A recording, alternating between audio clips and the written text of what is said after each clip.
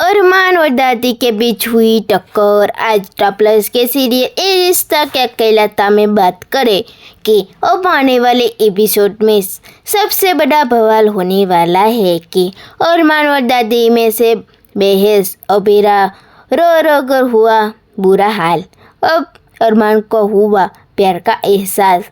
अरमान ने पी रखी है दारू। वो नशे में जब कमरे में दादी आती है तब अरमान गुस्से में बोलता है कि तब अरमान दादी से कहता है कि आपकी वजह से मेरी शादी तुड़वाई है। मुझे 1 साल भी मेरी शादी को नहीं हुआ था। अब दादी कहती है कि मैंने तो तुम्हारा भले के लिए किया था। फिर अरमान कहता है कि आप जैसे कहते हो वैसा ही करना होता है हम सबको।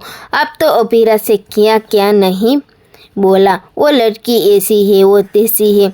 उसके करियर पर आपने क्या नहीं बोला। उसने क्या कुछ नहीं सहा है। वो घर छोड़कर भी चली गई थी। तब उसने फुफासा सबसे हैरान किया था अबीरा को।